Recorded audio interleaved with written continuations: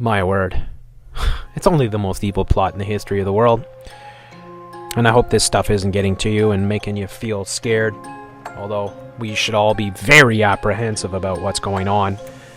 When you think about it, you know, people used to freak out when governments got in their way when they were trying to conduct business and stuff, right? The red tape that you had to go through. And, you know, people would get upset when governments were caught spying on people or, you know, maybe going a little bit too militant at times. It's like now governments are just a force of reckoning against all of humanity. Never forget who these people are. Never, ever, ever, ever forget who these people are. That's very important moving forward. They've orchestrated the whole thing that you only have a very small selection. So you have a very small selection of media to choose from, right? 5 corporations own all your media, basically. That's the case in the United States. It's even less in Rainbow Unicorn Land. It's the same gang of crooks, though. We have this major social engineering that is happening right around the world. And always understand this, how it works. It's global society. It's a global initiative. It's a global coup d'etat. So it's going to happen here, there, and everywhere, but it's going to happen in certain places. Things will happen first. They'll choose certain districts to carry out things, and then next thing you know, what they carried out there is manifesting somewhere else. The next thing you know, it's in your own town, where they'll show you things that are going down in other parts of the world, and you'll be, wow, that's terrible, that's horrible.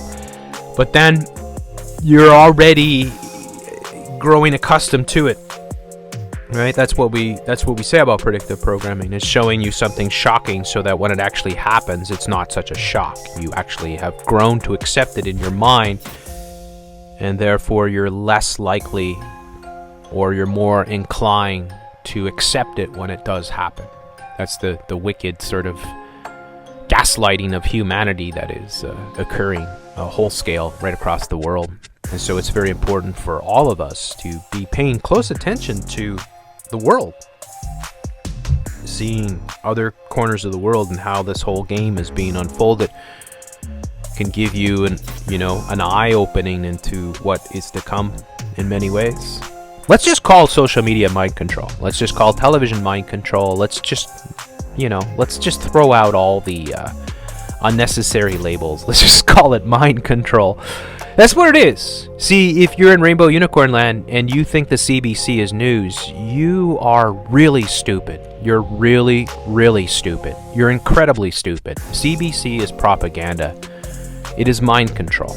Just like the BBC, just like CNN, just like Fox News, it's all mind control. And until humanity finally wakes up and realizes en masse that this is happening, we're going to be stuck in this situation, folks, because the crime of the century is occurring, and we're all suffering. There's no escape from it now. It's not like the old days where you could just, I don't care, another fake bullcrap event happened in downtown Toronto. I don't care, it doesn't affect me. Yeah, you know what, I don't really care about the guns, I don't have a gun, so I don't really care kind of thing, or, for a long, long time, it was okay to be ignorant. For a long time, it was okay to be stupid. Now it's a real problem, because that ignorance and stupidity is being used to usher in this great reset. Just blows me away. It's like when you think that, like, for instance, the government is deciding who you're allowed to see, that it just blows me away. It's like, how on earth did they manage to do this? It's like the technocrats' dream has come true. This full-on tyranny is taken root, and it just blows me away. Like, I'm horrified. But at the same time, you know what? I try to have fun, because you know what?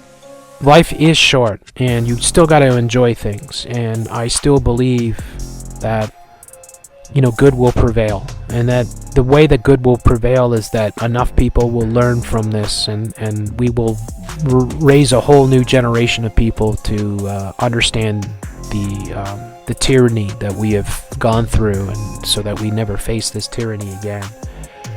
So I encourage you all. I think you need to speak out as much as you can. I really do. I don't think there's any point being quiet, and we're all being watched anyways, right? So it's not like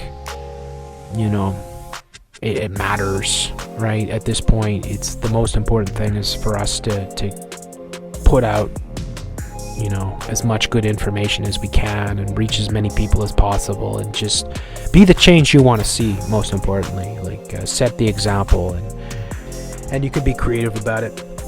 But yeah, it's a process that we're all going through.